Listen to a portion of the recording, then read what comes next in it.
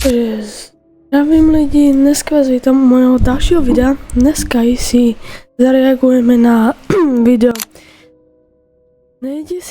najstrašidelnější videa z útrop internetu.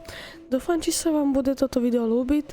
A ještě než se vrhneme na tuto reakciu, tak bych chcel poprosit, nech mi dáte odběr a like, lebo si vážně toho budu vážit a jdeme se společně bát. A nezapomeňte dát odběr aj tomuto youtuberovi, je to Skelet a je to slovenský youtuber a strašně má dobré strašidelné videa, takže ideme na to. Dámy a páni, toto sú tie najstrašidelnejšie videá, ktoré som našiel na internete za posledné obdobie. Nebude chýbať ani video priamo od diváka, ktorý mi zaslúžil z nemocnice, kde je zachytené niečo paranormálne. Takže sa pohodlne usaďte a poďme si spolu.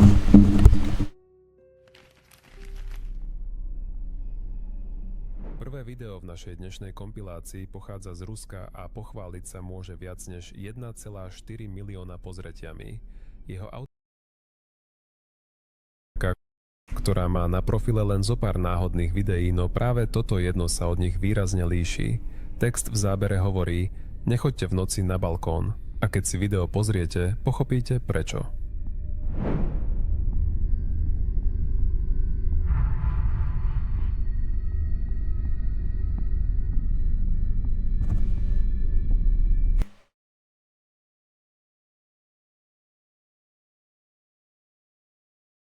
Myslíte? Mně taká husina naskočila. Nejde to asi vidět, ale já nemám rád vůbec takéto stínové postavy, to je úplně hej. Vo vnútri tmavej izby kamera pomaly mierí smerom k balkónovým dverám. Zdanlivo obyčajný pohľad von, až kým si nevšimnete niečo znepokojivo tmavé pri rámiku oproti. Na prvý pohľad to môže pôsobiť ako tieň, ale potom si všimnete tvar hlavy a dve žiariace oči. Postava alebo čokoľvek to je, tam len nehybne stojí. Žiadne pohyby, žiadne detaily, len čierna masa s pohľadom prilepeným na autorku videa. Ani v komentároch sa ľudia nevedia zhodnúť, čo presne vidia. Niektorí tvrdia, že ide o démona, iní si myslia, že to môže byť človek, ktorý sa chcel niekam dostať cez balkón. Isté však je, že tá nehybná postava s nejasnými črtami pôsobí znepokojivo, ako by tam ani nepatrila. A možno práve preto nie je najlepší nápad v noci otvárať balkón. Nikdy totiž nevieš, čo sa pozerá zvnútra a už vôbec nie, čo zvonka. Na TikToku sa pred pár dňami objavilo video od používateľky Max, ktoré okamžite zaujalo desiatky tisíc divákov. Pôvodne ho vraj natočila už pred 6 rokmi, no až teraz sa rozhodla ho zverejniť. Tvrdí, že vzniklo v byte jej brata, o ktorom si celá rodina bola istá, že v ňom niečo nie je v poriadku.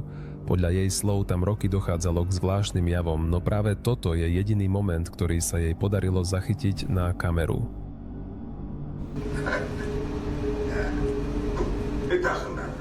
If Katerina were standing here instead of me, if it were she asking you why you did. Na prvý pohľad ide o úplne bežný záber. Žena natáča spiaceho brata, ktorý To tam je? Ja to som tam nic leží nevidel. na gauči s pohárom v ruke. Lenže hneď v prvých sekundách si v pravom rohu Aha. Jo, tak to už jsem viděl. Co to je za hus? Já mám úplně husí kožu, mě úplně zima, hej. chodby možno všimnúť niečo veľmi zvláštne. Pod Zima prostě. Si jdu na deku alebo něco. WTF, mě úplná zima, bro. To byl zavřít. Hej.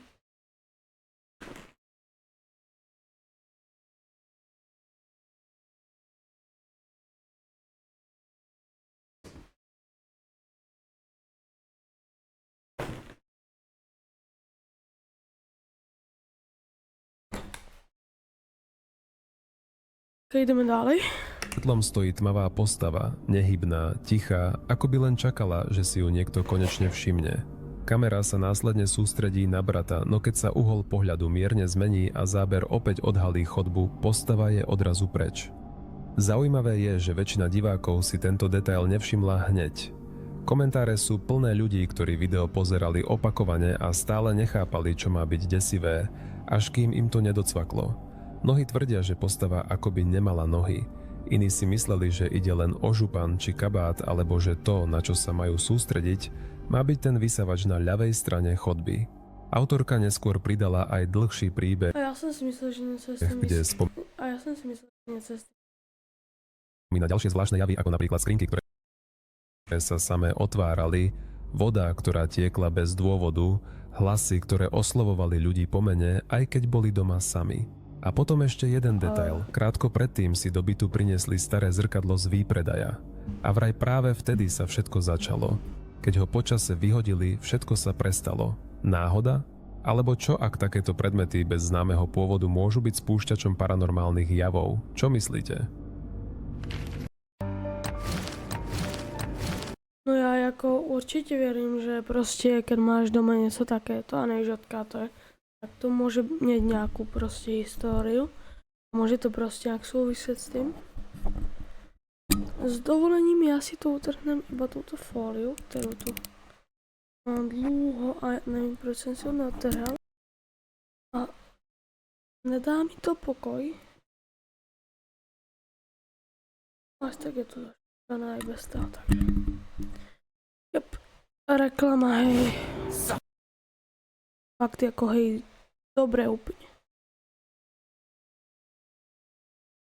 Tam je husinu, kámo, zima. As I have suffered. Die. Niektorí ľudia si na nové bývanie zvyknú rýchlo, iní už po pár dňoch cítia, že niečo nie je v poriadku. Mladá žena menom Janet sa práve presťahovala do nového bytu a ako mnohí iní chcela sa pochváliť videom, kde nacvičuje tanečnú zostavu.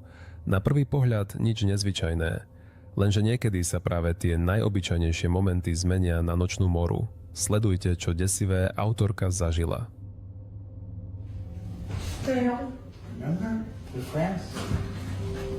To jsem viděl a podle mě to je jako nahraté, ale je to scary.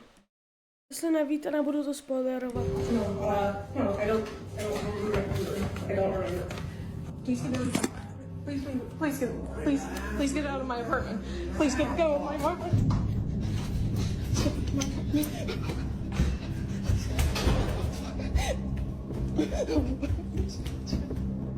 Janet sa rozhodne zdokumentovať nový tanečný nácvik. Kamera je položená stabilne, miestnosť vyzerá obyčajne, až kým do záberu nevkročí muž, ktorého tam rozhodne nečakala.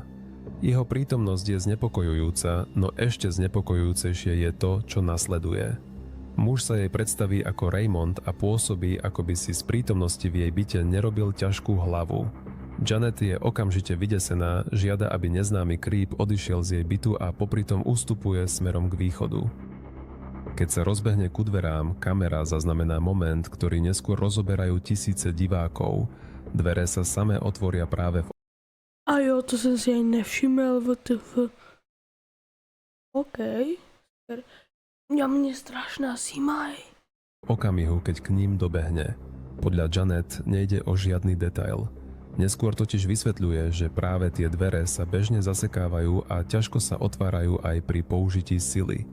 Podarí sa jej úspešne utiecť a následne volá políciu. Keď hliadka prehľadá byt, muž je už dávno preč. Nikdy ho nechytili a dodnes nikto nevie, kto to bol. To by však nebolo všetko.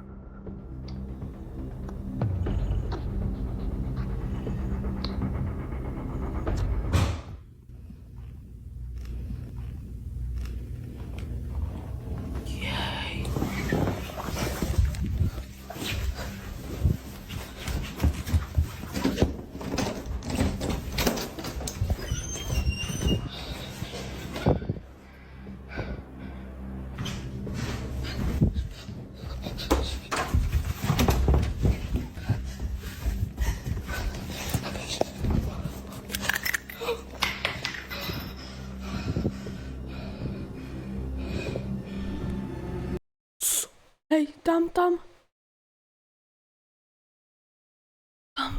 sú nejaké Vidíte to tam?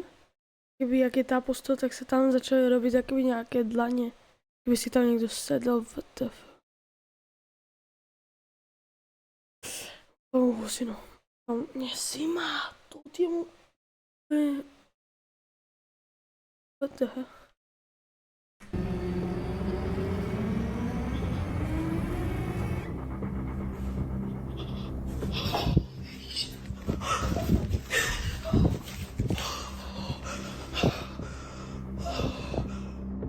Len o pár dní neskôr zverejní ďalšie video.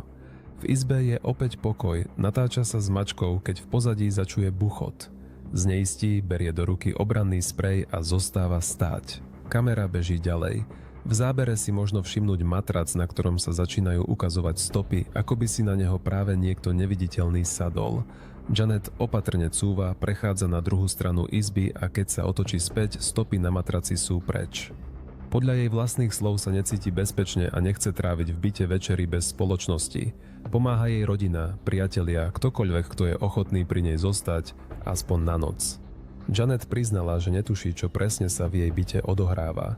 Najprv ten neznámy muž, potom tie záhadné javy, ktoré má zdokumentované. A hoci sa to celé môže zdať neuveriteľné, ju to ovplyvnilo natoľko, že premýšľa, či odísť úplne. A teraz otázka na vás. Keby sa to stalo vám, Keby sa to stalo mne, tak ja už bývam, keby som bývala na Slovensku, sa mi stalo, tak ja v sekunde už by ste mňa videli v Los Angeles, more. Rád rýchlosťou svetla by som sa odsťahoval úplne niekde do riti, do sveta, lebo toto ja by som sa odsťahoval. Nebylo jedno, keď by som býval aj v nejakém karavane, hej, za prenosném, ale proste ja by som nevydržal v tom byte alebo baráku ani minútu, keby som to videl. zostali by ste?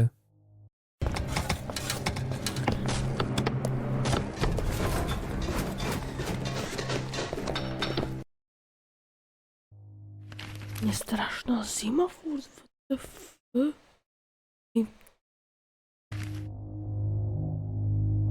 Niektoré zábery vzniknú neplánovane. Partia priateľov sa vybrala na výlet do Chile, kde si užívali prechádzku v prírode a v jednej chvíli sa rozhodli spraviť skupinovú fotku. Všetci sa na nej usmievajú, nálada je uvoľnená a na snímke nie je na prvý pohľad nič zvláštne. Až neskôr si niekto z ich známych pri prezeraní fotografií Tam medzi týma babama dvoma. Hell. všimol niečo, čo úplne zmenilo atmosféru celého momentu. V ľavom dolnom rohu medzi dvoma dievčatami sa stieňa vynára nejasná tvár. Jej rysy sú neprirodzene bledé, oči akoby presvitajúce a ústa roztiahnuté do zvláštneho zlovesného výrazu. Pripomína tvár človeka, ale niečo na nej nesedí. Farba pokožky pôsobí neživo, ako z hororu. Podľa ľudí na fotke tam v tom momente nikto ďalší nestál. Tvár, ktorú tam dnes vidíme, nepatrí nikomu z nich a netušia, ako sa na zábere objavila. Niekto to pripisuje hre svetla a tieňov, iní zas tvrdia, že to určite nie je náhoda. Pod originálnym príspevkom sa spustila lavína komentárov. Mnohí priznali, že si dlho nič nevšimli, až kým im niekto neukázal presné miesto. A v momente, keď si to všimli, dostavil sa nepríjemný pocit. Niektorí opisovali zimomriavky, iní úzkosť alebo zvláštne nutkanie okamžite prestať pozerať. Z obyčajnej skupinovej fotky sa stal obrázok, pri ktorom si už nikto nie je istý, koľko ľudí na ňom vlastne je.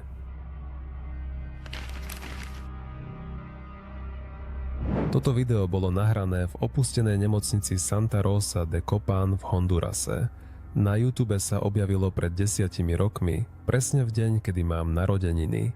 Dnes má približne 30 000 videní, no jeho pôvodný autor k nemu nikdy nepridal žiadny popis. A práve to pridáva na zvláštnosti. Žiadne vysvetlenie, žiadny kontext, len necelých 20 sekúnd záznamu, ktorý sa vrie do pamäti. Nemocnica, kde sa to natáčalo, bola v tom čase úplne prázdna. Miestnosť napravo kedysi slúžila ako operačná sála na urgentnom príjme. Podľa niektorých svedkov sa práve v tejto časti budovy začali objavovať nevysvetliteľné javy po tom, čo jeden z chirurgov náhle skonal na zástavu srdca. Iní sa prikláňajú k verzii, že energia patrí pacientovi, ktorý tam svoj posledný zákrok neprežil. Osobne považujem toto video za jedno z Tak já jsem mega počul něco za dverama. Ale mega. Tak koukám po tom záznamu, viděli jste to, já jsem byl prostě. Tam něco prostě tak, jako na mě, když sami bouchají dvere, alebo jsou také divné, ale jak mi bije srdce. Ja som úplne dosratý. Perihodnejších. V čase jeho vzniku ešte neexistovali generátory videí ani žiadne dnešné AI nástroje, ktoré by dokázali podobnú scénu vierohodne sfalšovať. A povedzme si úprimne, dnes už nie je také ľahké odlíšiť, čo je reálne a čo vytvoril algoritmus. Práve preto sa snažím do svojich kompilácií zaradiť najmä tie videá, pri ktorých cítiť ľudskú prítomnosť za kamerou. A toto je jeden z tých prípadov.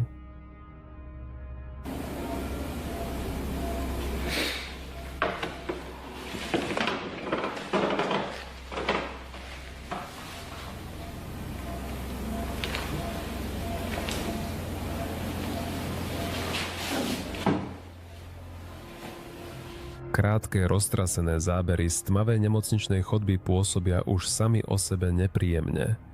Lenže počas sledovania si môžeme všimnúť zvláštny pohyb, ako by niečo vykúkalo z otvorených dverí na pravej strane. Tá vec sa pohybuje zvláštnym spôsobom. Nevidno končatiny, nekráča, nelozí. Skôr to pripomína bledú hmotu, ktorá sa klže sem a tam.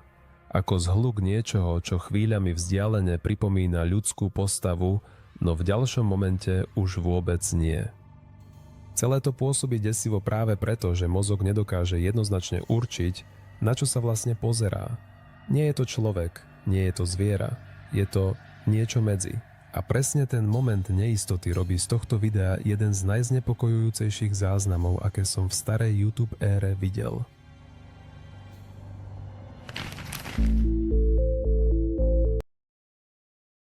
Toto bylo asi k tomuto videu všecko. Dajte 5 lajků pro part 2 a vidíme se u dalšího videa. Zatím čau!